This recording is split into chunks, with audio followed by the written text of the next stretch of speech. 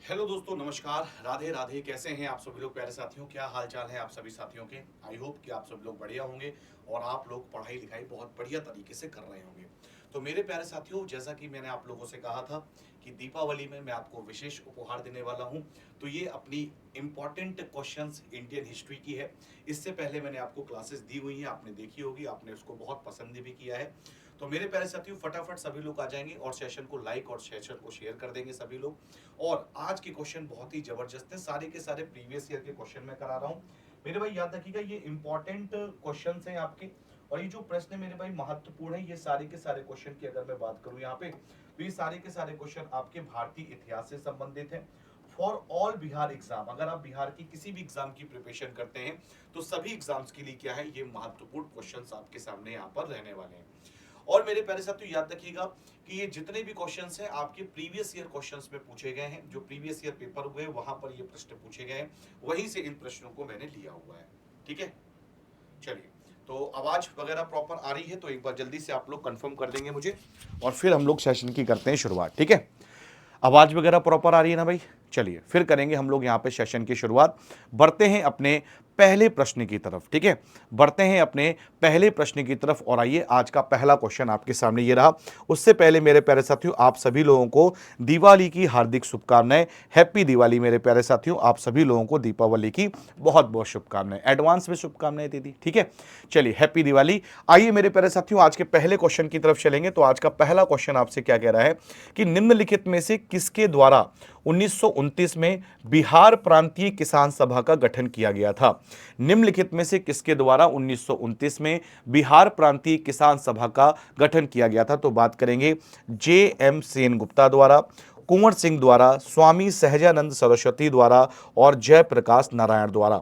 Answer बताएंगे मेरे भाई, यहां पर क्या हो जाएगा? तो राइट ऑप्शन आपके सामने क्या होगा? स्वामी सहजानंद सरस्वती। क्या आंसर हो जाएगा भाई? स्वामी सहजानंद सरस्वती द्वारा 1929 में बिहार में प्रांतीय किसान सभा का क्या किया गया था? उद्घाटन यहां पर किया गया था। क्वेश्चन नंबर सेकंड पर आइए। दूसरा क्वेश्चन कह रहा है कि राज राजा और महाराजा की उपाधि वाले गौतमी पुत्र शतकर्णी निम्नलिखित में से किस राजवंश से संबंधित थे? तो बात करेंगे शक राजवंश से, सातवाहन से, सुंग से, या फिर आपके पांड्या से। तो याद रखिएगा, राज राजा और महाराजा की उपाधि वाले जो गौतमी पुत्र शतकर्णी थे, इनका संबंध किसने था? तो याद रखिएगा, सातवाहन वंश था। और याद रखिएगा मेरे भाई, सबसे पहले इन्हीं वंश के शासकों ने शीशे के सिक्के भी चलाए थे। याद रखिएगा, शीशे के सिक्के चलवाए, शीशे के सिक्के चलवाने वाले यही वंश थे भाई। शीशे के सिक्के चलवाए। ठीक है, याद रखिएगा, शीशे के सिक्के चलवाने वाले यही व्यक्ति थे। इसको भी आप लोग याद रखिएगा। ठीक है, क्वेश्चन नंबर थर्ड पर आते हैं भाई। तीसरा क्वेश्चन आपके सामने ये रहा कि 1909 के मार्ले मिंटो सुधार के संदर्भ में निम्नलिखित कथनों पर विचार करें। इन्हें भारतीय परिषद अधिनियम 1909 भी कहा जाता है। उन्होंने विधान परिषदों की ताकत में वृद्धि की, मुसलमानों को पृथक निर्वाचन क्षेत्र का अधिकार दिया। मुसलमानों को पृथक निर्वाचन क्षेत्र का क्या दिया? अधिकार दिया। तो आंसर मेरे भाई बताएंगे इस प्रश्न का यहां पर क्या हो जाएगा? पेन आपको नहीं दिख रहा है, चलिए दूसरा पेन ले लेते हैं भाई, तो आपको यहां पे प्रॉपर दिखाई देगा। ठीक है, दूसरा पेन ले लेते हैं तो यहां पे आपको प्रॉपर दिखाई देगा, बड़ा कर देते हैं। ठीक है, क्या आंसर होगा भाई? बताइए फटाफट, यहां पे आंसर क्या हो जाएगा भाई? जल्दी से आंसर बताएंगे यहां पर क्या हो जाएगा। तो मेरे प्यारे साथियों, आप लोग जानते हैं कि 1909, मेरे भाई याद रखिएगा, यहां पे बात कह रहा है 1909 की। किसकी बात कह रहा है? 1909 की बात यहां पे कह रहा है। तो 1909 में इन्हें भारतीय परिषद अधिनियम भी कहा जाता है। तो बिल्कुल सही बात है भाई, कहा जाता है। उन्होंने विधान परिषदों की ताकत में वृद्धि की, बिल्कुल मेरे भाई, विधान परिषदों की ताकत में वृद्धि की, और मुसलमानों को पृथक निर्वाचन क्षेत्र का अधिकार दिया। बिल्कुल सही बात है। यानी आपके सामने आंसर क्या हो जाएगा? आपके सामने यहां पर A will be the correct option. Answer क्या हो जाएगा भाई? तो आंसर आपके सामने A will be the correct option यहां पर हो जाएगा। ठीक है, ए राइट ऑप्शन आपके सामने हो जाएगा। क्वेश्चन नंबर 4 पर आइए। चौथा क्वेश्चन कह रहा है कि निम्नलिखित में से किस राजवंश की स्थापना विंध्य शक्ति द्वारा की गई थी? निम्नलिखित में से किस राजवंश की स्थापना विध्वंस शक्ति द्वारा की गई थी? तो बात करेंगे मौखरी वंश की, पल्लव वंश की, वाकटक वंश की, या फिर चालुक्य वंश की। आंसर बताओ मेरे भाई, इस प्रश्न का क्या हो जाएगा? सेशन को लाइक कर दीजिएगा और सेशन को अपने सभी दोस्तों के पास सेशन को शेयर भी कर दीजिएगा, ठीक है। तो निम्नलिखित में से किस राजवंश की स्थापना विध्वंस शक्ति द्वारा की गई थी? तो मेरे भाई याद रखिएगा उस वंश का नाम क्या था? तो उस वंश का नाम था वाकटक वंश। क्या नाम था भाई? तो याद रखिएगा वाकटक वंश नाम था। क्लियर है भाई? क्या नाम था? वाकटक वंश उस व्यक्ति का नाम था, ठीक है। क्वेश्चन नंबर 5वें पर आइए। 5वां प्रश्न कह रहा है कि निम्नलिखित में से किस शासक ने उत्तरी भारत में विभिन्न स्थानों पर 5 खगोलीय वेधशालाएं बनवाई? सवाई मानसिंह, माधो सिंह, महाराणा प्रताप और सवाई जयसिंह द्वितीय ने। निम्नलिखित में से किस शासक ने उत्तरी भारत में विभिन्न विभिन्न स्थानों पर 5 खगोलीय वेधशाला बनवाई? तो किसने बनाई थी भाई? तो याद रखिएगा सवाई जयसिंह द्वितीय ने बनवाई थी। किसने बनवाई थी भाई? याद रखिएगा सवाई जयसिंह द्वितीय द्वारा बनवाया गया था। किसके द्वारा बनाया गया था भाई? सवाई जयसिंह द्वितीय द्वारा बनवाया गया था। इसको आप लोग याद रखिएगा। क्वेश्चन नंबर 6 पर आइए।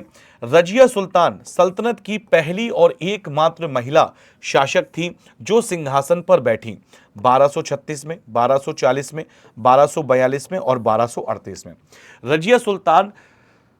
रजिया सुल्तान सल्तनत की पहली और एकमात्र महिला शासक थी जो सिंहासन पर बैठी, और ये सिंहासन पर कब बैठी थी? तो याद रखिएगा आपके 1236 में बैठी थी भाई। कब बैठी थी भाई? तो याद रखिएगा आपके 1236 में बैठी थी। तो आंसर क्या हो जाएगा? 1236 will be the correct option यहां पर हो जाएगा। क्वेश्चन नंबर 7 पर आइए भाई। 7वां क्वेश्चन कह रहा है कि 31 अक्टूबर 1940 को द्वितीय विश्व युद्ध में भारत की जबरन भागीदारी के विरोध में व्यक्तिगत सत्याग्रह की पेशकश करने के लिए निम्नलिखित में से किसे गिरफ्तार किया गया था? सरदार वल्लभ भाई पटेल, सैफुद्दीन किचलू, जवाहरलाल नेहरू और सुभाष चंद्र बोस। 31 अक्टूबर 1940 को द्वितीय विश्व युद्ध में भारत की जबरन भागीदारी के विरोध में व्यक्तिगत सत्याग्रह की पेशकश करने के लिए निम्नलिखित में से किसे गिरफ्तार किया गया था? तो याद रखिएगा पंडित जवाहरलाल नेहरू को। किसको गिरफ्तार किया गया था मेरे भाई? तो याद रखिएगा पंडित जवाहरलाल नेहरू को गिरफ्तार किया गया था। क्लियर है? पंडित जवाहरलाल नेहरू को गिरफ्तार किया गया था। इसको आप लोग याद रखिएगा, ठीक है। क्वेश्चन नंबर 8वें पर आइए भाई। 8वां क्वेश्चन कह रहा है कि पूर्वी भारत के पाल वंश के बारे में निम्नलिखित में से कौन सा कथन गलत है? तो पाल वंश की स्थापना गोपाल ने की थी। धर्मपाल ने वल्लभी विश्वविद्यालय की स्थापना की थी। पाल राजा बौद्ध धर्म के अनुयायी हुआ करते थे और देवपाल गोपाल के पोते थे। देवपाल गोपाल के कौन थे? तो याद रखिएगा भाई पोते थे। बताइए क्या आंसर यहां पर हो जाएगा। तो अगर हम लोग बात करें कि पूर्वी भारत में पाल वंश के बारे में कौन सा कथन यहां पर गलत है, तो पाल वंश की स्थापना गोपाल ने की थी भाई, बिल्कुल सही बात है, ये की थी यहां पे, ठीक है। पाल राजा बौद्ध धर्म के अनुयायी हुआ करते थे, बिल्कुल सही बात है। देवपाल गोपाल के पोते थे भाई, याद रखिएगा ये भी बात बिल्कुल सत्य है। यानी आपका जो सेकंड ऑप्शन है मेरे भाई, याद रखिएगा यही ऑप्शन क्या है आपके सामने यहां पर गलत हो जाएगा कि धर्मपाल ने वल्लभी विश्वविद्यालय की स्थापना नहीं की थी, ठीक है। अच्छा, क्वेश्चन को मैं ब्रैकेट में कर दूं, ठीक है भाई, ब्रैकेट में कर देता हूं, कोई दिक्कत नहीं, लो ब्रैकेट ले लिया। अब क्वेश्चन आपका ब्रैकेट में कर दिया करूंगा तो आप उससे क्लियर हो जाएगा, ठीक है। चलिए क्वेश्चन नंबर 9 पर आइए भाई। क्वेश्चन नंबर 9 क्या कह रहा है कि निम्नलिखित समाज सुधारकों में से किसके प्रयासों के कारण 1856 में पहला हिंदू विधवा पुनर्विवाह अधिनियम पेश किया गया और पारित किया गया? राधाकांत देव, आत्माराम पांडुरंग, राजा राम मोहन राय और ईश्वर चंद्र विद्यासागर।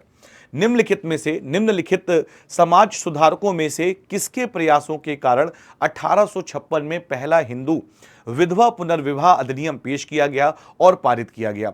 तो किसने किया था? तो याद रखिएगा भाई ईश्वर चंद्र विद्यासागर ने। किसने किया था भाई? याद रखिएगा ईश्वर चंद्र विद्यासागर ने किया था। किसने किया था मेरे भाई? ईश्वर चंद्र विद्यासागर ने यहां पर किया था, ठीक है। क्वेश्चन नंबर 10 पर आइए भाई। क्वेश्चन नंबर 10वां आपके सामने कह रहा है कि फिरोज शाह मेहता और केटी तेलंग के साथ 1885 में बॉम्बे प्रेसिडेंसी एसोसिएशन की स्थापना किसने की? तो बात करेंगे बदरुद्दीन तैयब जी ने की, जाकिर हुसैन ने की, AK फजलुल हक ने की और बहराम जी एम मालाबारी ने की। बहराम जी एम मालाबारी ने की। आंसर बताइए यहां पर क्या हो जाएगा? फिरोज शाह मेहता और केटी तलंग के साथ 1885 में बॉम्बे प्रेसिडेंस एसोसिएशन की स्थापना किसने की थी? तो याद रखिएगा मेरे प्यारे साथियों, उनका नाम है बदरुद्दीन तैयब जी। क्या नाम है भाई? बदरुद्दीन तैयब जी। और ये याद रखिएगा पहले भारतीय राष्ट्रीय कांग्रेस के पहले मुस्लिम अध्यक्ष भी रहे हैं, ठीक है। ये भारतीय राष्ट्रीय कांग्रेस के क्या रहे हैं? तो पहले मुस्लिम अध्यक्ष भी यहां पर ये रहे हैं, ठीक है। क्वेश्चन नंबर 11 पर आइए भाई। 11वां क्वेश्चन क्या कह रहा है कि निम्नलिखित दिल्ली सल्तनत शासकों में से किसने दक्षिण भारत को जीतने के लिए मलिक कफूर के नियंत्रण में अपनी सेना भेजी? इल्तुतमिश, अलाउद्दीन खिलजी, कुतुब अल उद्दीन ऐबक और गयासुद्दीन बलबन।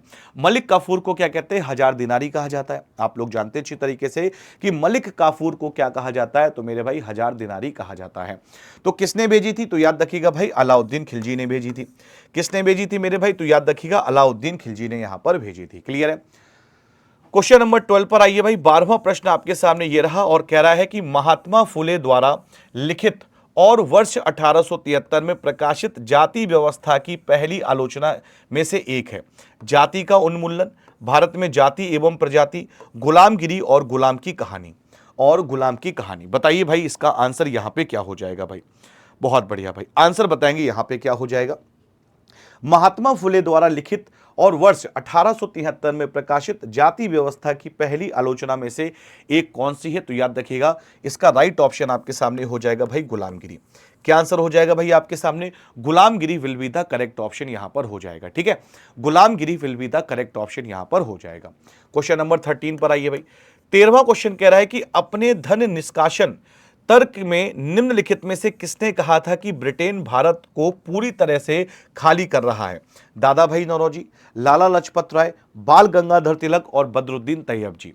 दादा भाई नौरोजी, लाला लाजपत राय, बाल गंगाधर तिलक और बदरुद्दीन तैयब जी। तो याद रखिएगा इसका करेक्ट ऑप्शन आपके सामने क्या हो जाएगा भाई? तो Dadabhai Naoroji will be the correct option. ठीक है, अब बढ़िया है ना, अब ब्रैकेट में आंसर बंद रहेगा, कोई दिक्कत नहीं होगी भाई। ठीक है, तो राइट ऑप्शन क्या हो जाएगा? दादा भाई नौरोजी यहां पे करेक्ट ऑप्शन हो जाएगा। ठीक है, क्वेश्चन नंबर 14 पर आइए भाई। क्या क्वेश्चन कह रहा है कि निम्नलिखित में से कौन सा दिल्ली का पहला सुल्तान था जिसने खुद को जिल-ए-इलाही के रूप में पेश किया था? कौन सा दिल्ली सल्तनत का पहला सुल्तान था जिसने खुद को जिल-ए-इलाही के रूप में पेश किया था? इल्तुतमिश, फिरोज शाह, कुतुबुद्दीन ऐबक और बलबन। बताइए भाई आंसर क्या हो जाएगा?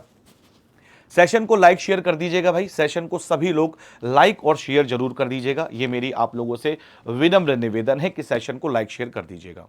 ठीक है, चलिए बहुत बढ़िया भाई। क्या आंसर हो जाएगा? तो आप लोग जानते हैं सर इसका राइट ऑप्शन क्या हो जाएगा? बलबन ने ही अपने आप को क्या कहा था? तो जिल्ले इलाही कहा था।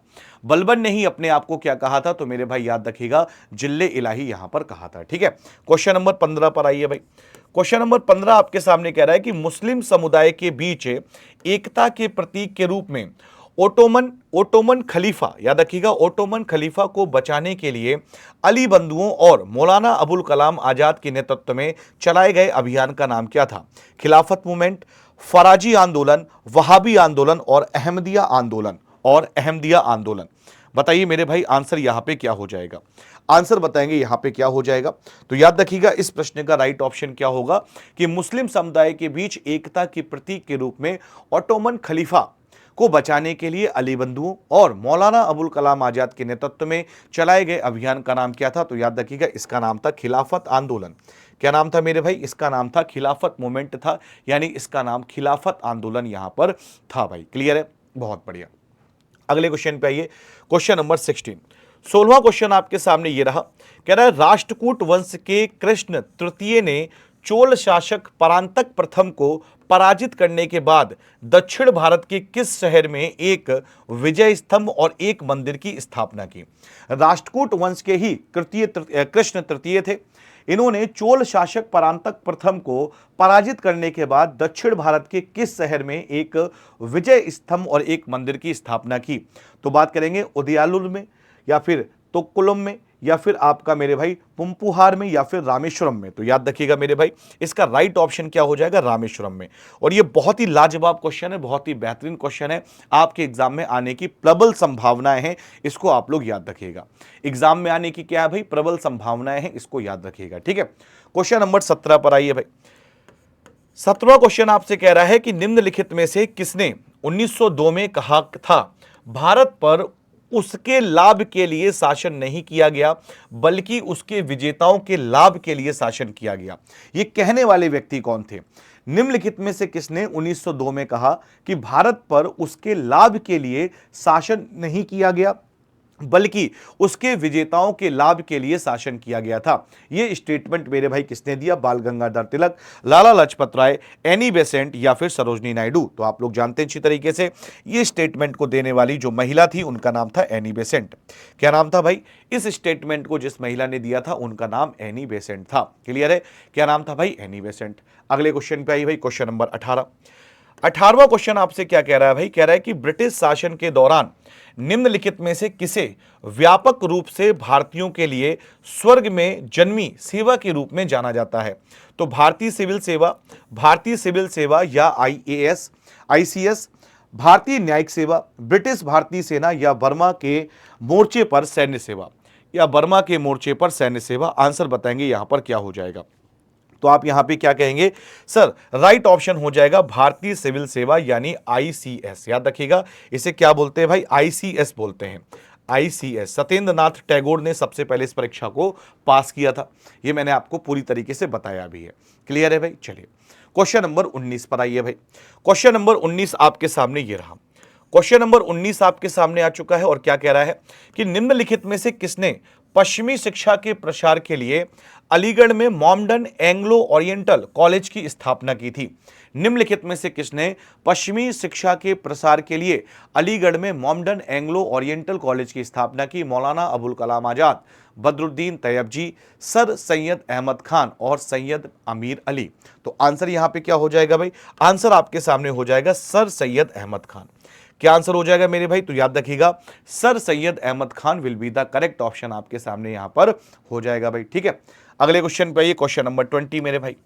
क्वेश्चन नंबर 20 आप लोगों से क्या कह रहा है कि ज्योतिराव गोविंदराव फुले ने 1873 में मूर्ति पूजा और जाति व्यवस्था के खिलाफ लड़ने के लिए निम्नलिखित में से किसकी स्थापना की थी?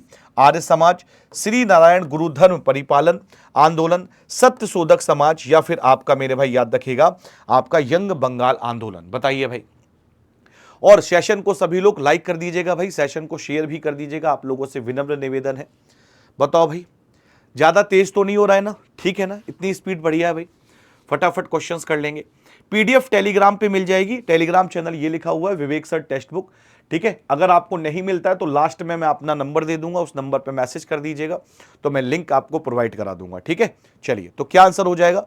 तो मेरे भाई याद रखिएगा यहां पे राइट ऑप्शन आपके सामने हो जाएगा सत्य शोधक समाज। क्या आंसर हो जाएगा भाई? सत्य शोधक समाज will be the correct option यहां पर हो जाएगा।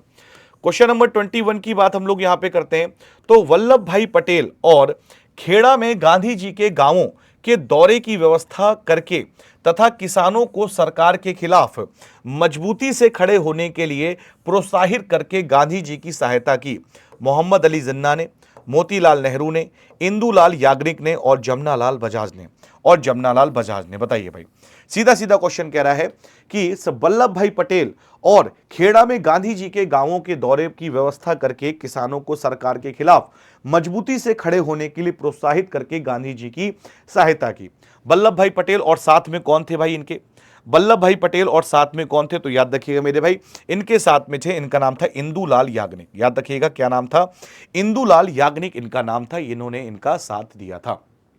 ठीक है, किसने साथ दिया था? तो याद रखिएगा मेरे प्यारे साथियों, इंदुलाल याग्निक ने इनका साथ दिया। क्लियर है? चलिए अगले में आइए, क्वेश्चन नंबर 22।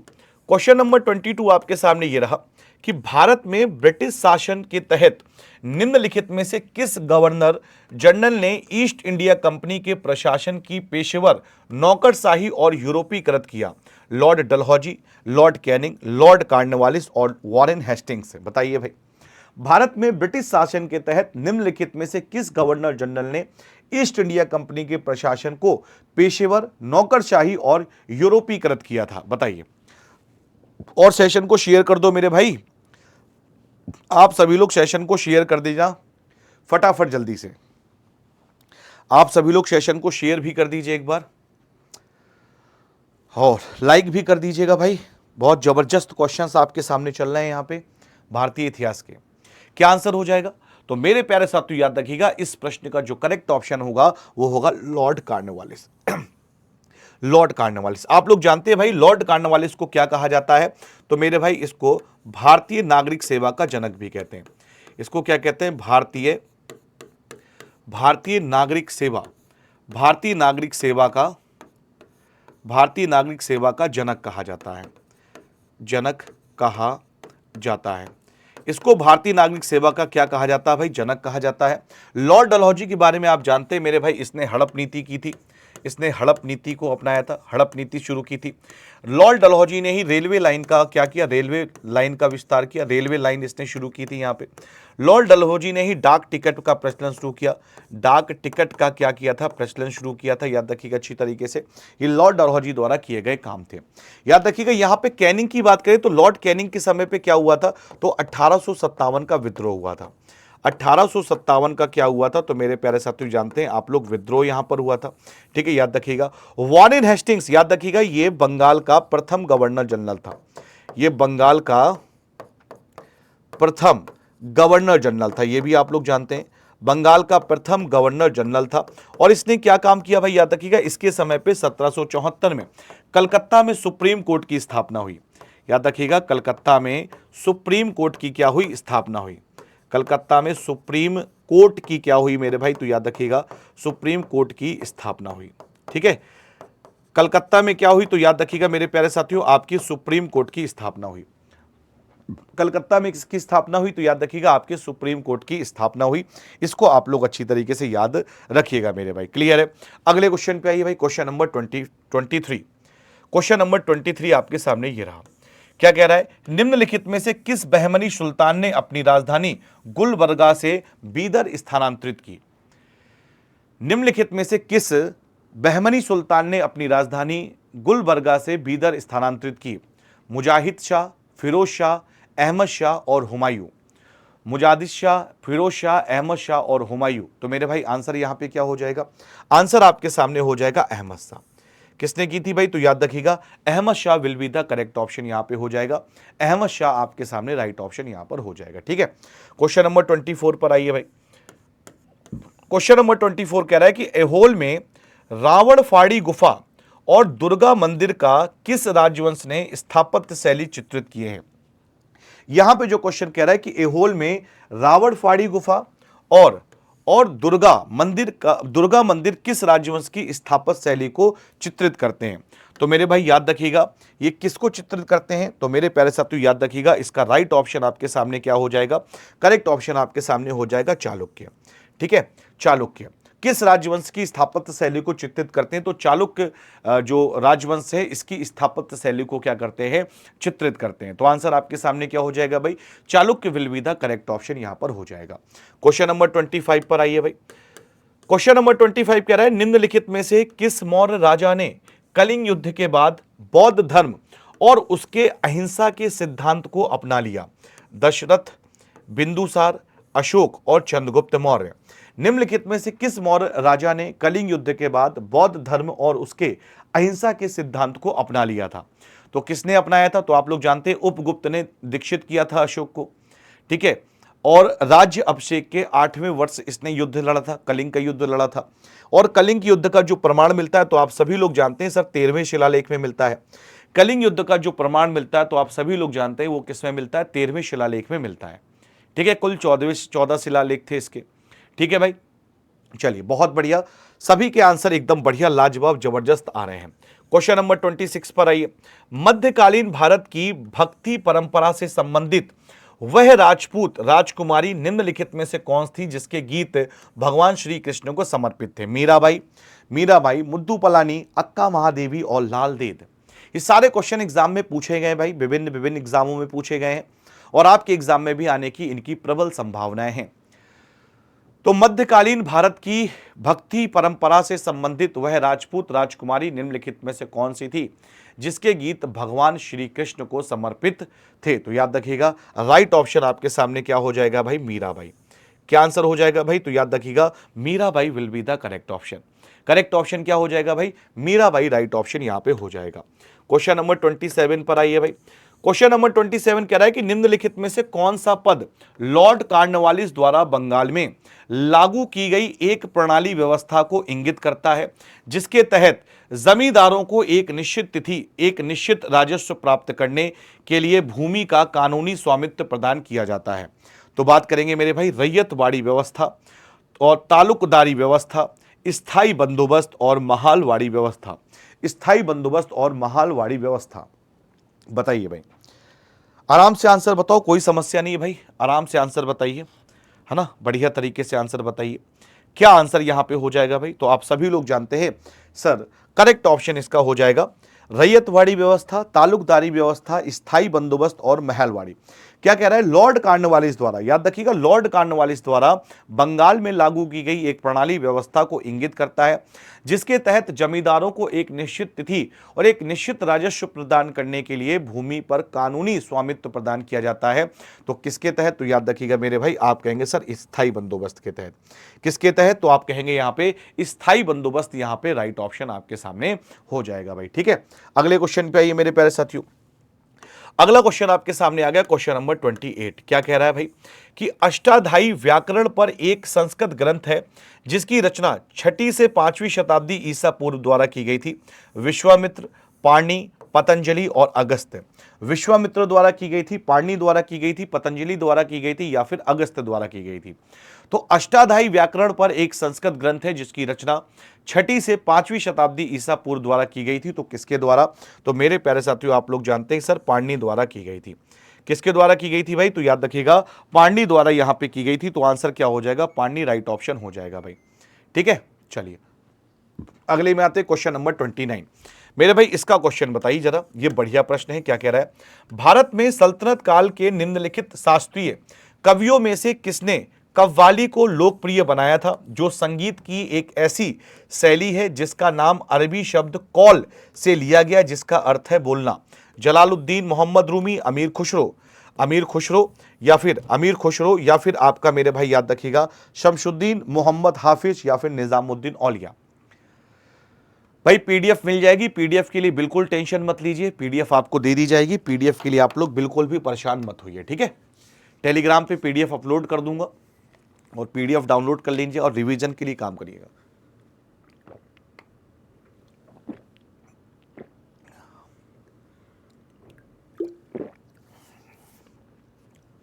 बताओ भाई,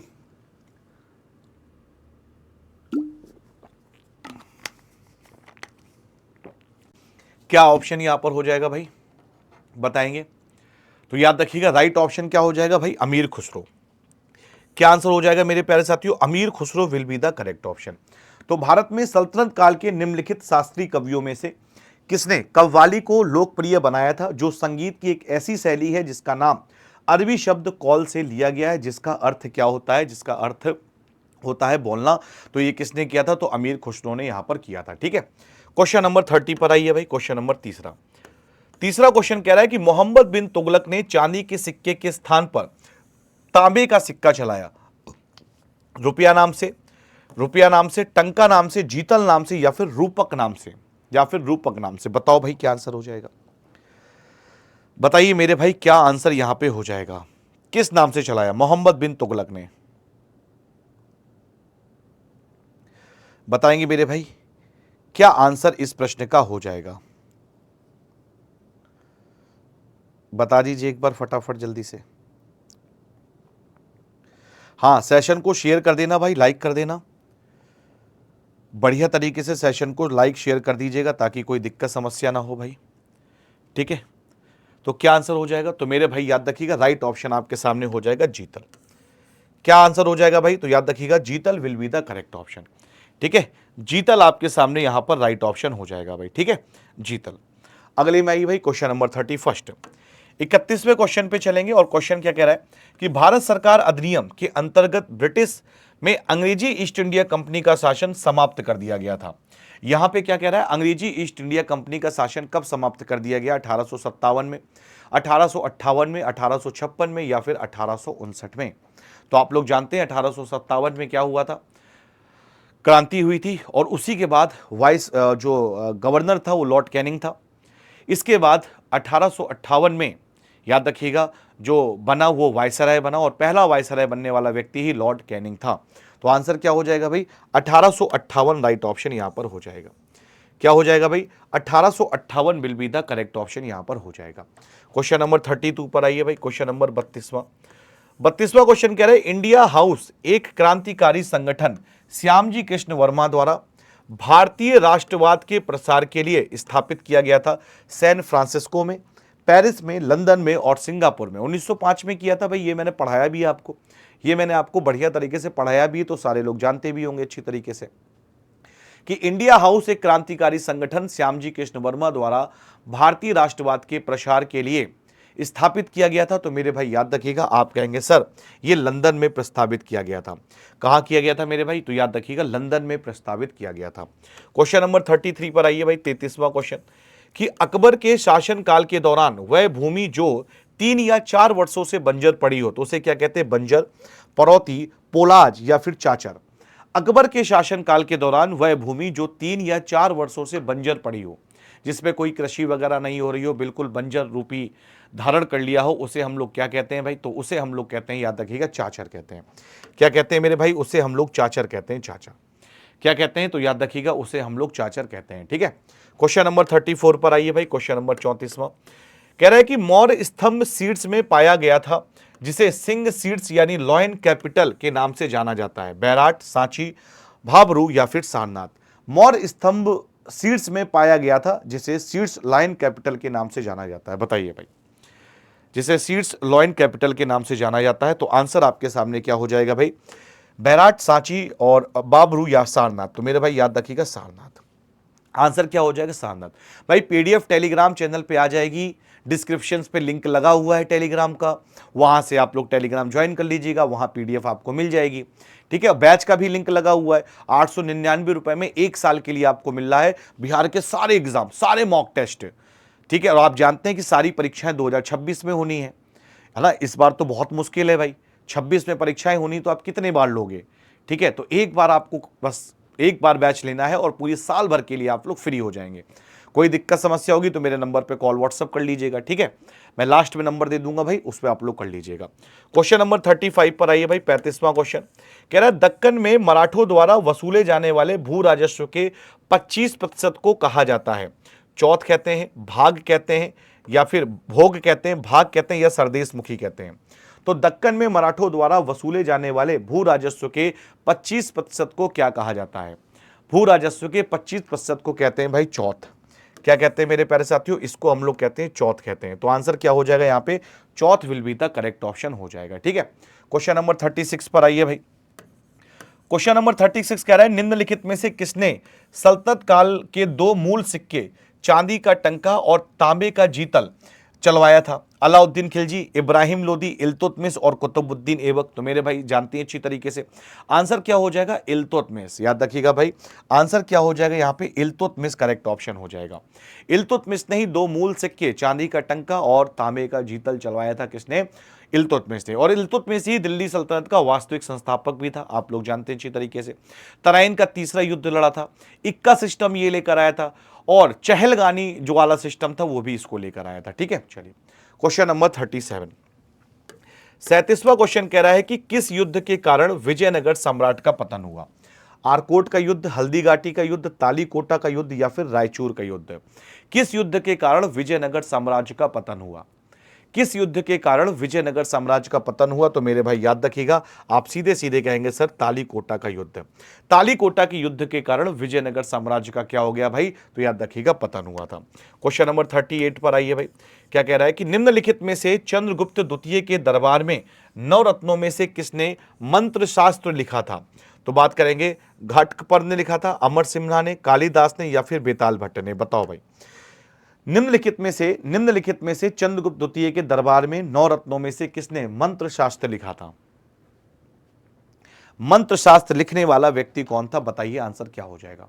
सेशन को लाइक शेयर करते रहिएगा भाई सारे लोग, है ना? सेशन को लाइक और शेयर कर दीजिएगा। तो आंसर क्या हो जाएगा भाई? आंसर आपके सामने हो जाएगा बेताल भट्ट। क्या आंसर हो जाएगा भाई? Betal Bhatt will be the correct option. Betal Bhatt यहाँ पे राइट ऑप्शन आपके सामने हो जाएगा। ठीक है, क्वेश्चन नंबर 39 पर आइए भाई। 39 क्वेश्चन कह रहा है भारत के किस स्वतंत्रता सेनानी ने लखनऊ 1857 के प्रसिद्ध विद्रोह यानी सिपाही विद्रोह का नेतृत्व किया? भाई लखनऊ से आप सभी लोग जानते हैं बेगम हजरत महल है भाई।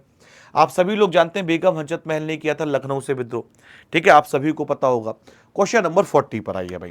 क्वेश्चन नंबर 40वां आपसे कह रहा है यहाँ पे कि कांदरिया महादेव का मंदिर निर्माण 999 ईस्वी में किस वंश के राजा श्रृंगदेव ने करवाया था? यानी इनमें से किस वंश के राजा श्रृंगदेव थे जिन्होंने इसका निर्माण कराया था? ये क्वेश्चन आपसे पूछा गया है भाई, बताइए क्या आंसर हो जाएगा। तो आप लोग जानते हैं अच्छी तरीके से जो श्रृंगदेव थे ये किस वंश के राजा थे? तो याद रखिएगा ये आपके चोल, पाल, चंदेल और आपके पल्लव। तो याद रखिएगा ये चंदेल वंश के राजा थे, ठीक है। किस वंश के थे? तो मेरे भाई याद रखिएगा ये चंदेल वंश के थे। क्लियर है। क्वेश्चन नंबर 41 पर आइए भाई। 41 कह रहा है सुल्तान महमूद गौरी ने सन में पृथ्वीराज तृतीय को हराया। तो मेरे भाई याद रखिएगा आप सीधे सीधे कह रहेंगे मोहम्मद गौरी ने कह रहा है पृथ्वीराज चौहान, सुल्तान मोहम्मद गौरी ने सन में पृथ्वीराज तृतीय को हराया था। तो सभी लोग जानते हैं 1192 में हराया था। सभी लोग जानते हैं भाई कब हराया था? तो 1192 में हराया था, इस चीज को याद रखिएगा, ठीक है। क्वेश्चन नंबर 42 पर आइए भाई। क्वेश्चन नंबर 42 कह रहा है कि शिव नारायण अग्नोत्री ने लाहौर में देव समाज की स्थापना कब की थी? भाई शिव नारायण अग्नोत्री थे, इन्होंने लाहौर में देव समाज की स्थापना कब की थी? यह क्वेश्चन पूछा गया है। 1863, 1892, 1887 और 1876। तो याद रखिएगा राइट ऑप्शन आपके सामने क्या हो जाएगा? 1887। 1887 में शिव नारायण अग्नोत्री ने लाहौर में देव समाज की क्या की थी? तो स्थापना यहां पे की थी। क्वेश्चन नंबर 43 पर आइए भाई कि खुदाई खिदमतगार नामक अहिंसक आंदोलन के संस्थापक कौन थे? खुदाई खिदमतगार नामक अहिंसक आंदोलन के संपादक कौन थे, संस्थापक कौन थे? खान अब्दुल गफ्फार खान, मोहम्मद अली जिन्ना, सी राजगोपालाचारी और महात्मा गांधी। सी राजगोपालाचारी और महात्मा गांधी। तो आंसर यहां पे क्या हो जाएगा भाई? आंसर आपके सामने हो जाएगा खान अब्दुल गफ्फार खान। क्या आंसर हो जाएगा मेरे भाई? तो याद रखिएगा Khan Abdul Ghaffar Khan will be the correct option. Khan Abdul Ghaffar Khan यहां पे राइट ऑप्शन हो जाएगा भाई। खान अब्दुल गफ्फार खान राइट ऑप्शन यहां पर हो जाएगा, ठीक है। क्वेश्चन नंबर 24 पर आइए। बौद्ध स्थापत्य कला के स्मारकों में प्रार्थना कक्षों को क्या कहा जाता था? बौद्ध स्थापत्य कला में जो आपके प्रार्थना कक्ष होते थे उनको किस नाम से पुकारा जाता था? भाई याद रखिएगा उनको कहते थे चैत्य गृह। उनको क्या कहते थे भाई? चैत्य गृह कहते थे। याद रखिएगा ये क्वेश्चन पूछे गए प्रीवियस ईयर में, आप डालोगे तो देखोगे कि यह क्वेश्चन आपके जो अभी एग्जाम हुए हैं उन एग्जामों में पूछेंगे, चाहे वो एसएससी के एग्जाम हो, चाहे वो किसी अन्य पुलिस के एग्जाम हो, उनमें ये प्रश्न यहां पर पूछे गए इतिहास के, है ना। चलिए तो 44 क्वेश्चन हो गए। क्वेश्चन नंबर 45 पर आइए। 45वां क्वेश्चन कह रहा है किस लोधी शासक ने 1517 से वास्तविक निजाम खां था? किस लोधी शासक ने 1479 से लेकर 1517 से का वास्तविक नाम निजाम खां था? तो भाई सिकंदर लोधी, बहलोल लोधी, कुतुबुद्दीन मुबारक शाह और इब्राहिम लोधी। तो मेरे भाई याद रखिएगा निजाम खां था सिकंदर लोधी का, ठीक है। किसका नाम था मेरे भाई? याद रखिएगा सिकंदर लोधी का निजाम खां नाम था, सिकंदर लोधी का था, ठीक है, याद रखिएगा। क्वेश्चन नंबर 46 पर आइए भाई। 46 क्वेश्चन क्या कह रहा है कि किस स्वतंत्रता सेनानी को भारतीय क्रांति की जननी के तौर पर जाना जाता है? तो सभी लोग जानते हैं सर मैडम भीकाजी कामा, ठीक है। किस स्वतंत्रता सेनानी को भारतीय क्रांति की जननी के रूप में कहा जाता है? तो याद रखिएगा मैडम भीकाजी कामा को कहा जाता है, ठीक है। क्वेश्चन नंबर 47 पर आइए भाई।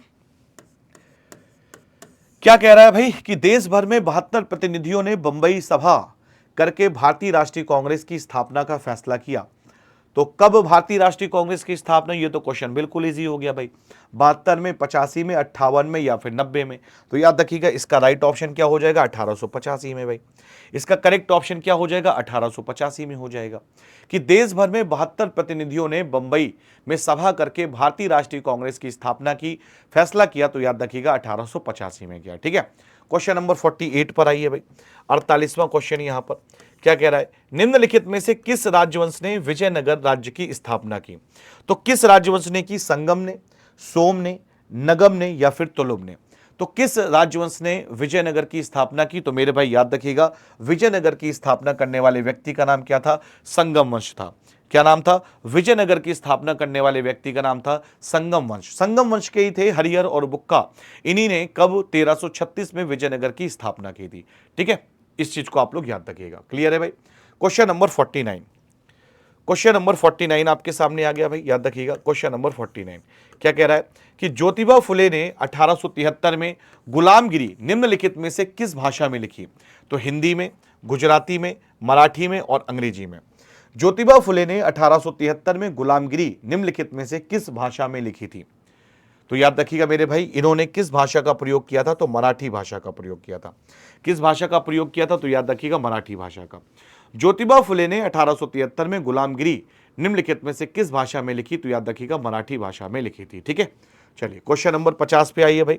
अंतिम प्रश्न है आपके सामने ये वाला। क्या कह रहा है कि निम्नलिखित में से कौन सा शहर कावेरी डेल्टा शासक विजयालय द्वारा बनवाया गया था? तिरुपुर मुद्रय, या फिर आपकी तिरुचिरापल्ली, या फिर तंजावुर, या फिर आपका तंजावुर। आंसर बताओ यहां पे क्या हो जाएगा। निम्नलिखित में से कौन सा शहर कावेरी डेल्टा में शासक विजयालय द्वारा बनवाया गया था? तो याद रखिएगा ये आपका शहर बनवाया गया तंजावुर में। ठीक है, कहां पे? तंजावुर में। क्लियर है भाई, इसको याद रखिएगा।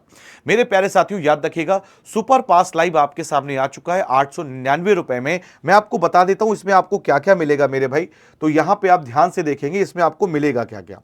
ठीक है, तो इसमें आपको मेरे भाई याद रखिएगा सिर्फ 899 में, मेरी बात ध्यान से देखो, यहां पे 899 रुपए में आपको मेरे प्यारे साथियों नो ऑटो पे, यहां पे कोई भी आपका ऑटो पे नहीं होगा। नो ऑटो पे, आपका कोई भी ऑटो पे यहां पर नहीं होगा, ऑटो पे नहीं लगेगा, बार बार पैसा नहीं कटेगा, और पूरा 1 साल की वैलिडिटी के लिए मिलेगा, पूरी 1 साल के लिए मिलेगा। और इसमें ऑल बिहार एग्जाम रहेंगे, ऑल बिहार एग्जाम। आप बिहार के किसी भी एग्जाम की तैयारी करते हैं, ऑल बिहार एग्जाम्स रहेंगे। किसी भी एग्जाम की तैयारी करते हो, सारे बैचेस यहां पर मिलेंगे। इसके साथ बेनिफिट क्या मिलेगा? ऑल यूपी एग्जाम्स मिलेंगे, यूपी के सारे एग्जाम मिल जाएंगे। ऑल रेलवे के सारे एग्जाम मिल जाएंगे मेरे भाई, जैसे अभी रेलवे एनटीपीसी वगैरह की वैकेंसी आ रही है ना, उसके भी बैचेस आपको इसके अंदर इंक्लूड करके दिए गए हैं।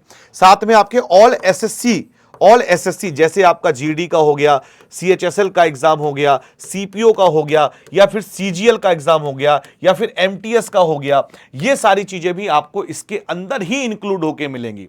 और इसमें कोई ऑटो पे नहीं है, इसमें कोई भी ऑटो पे नहीं लगेगा।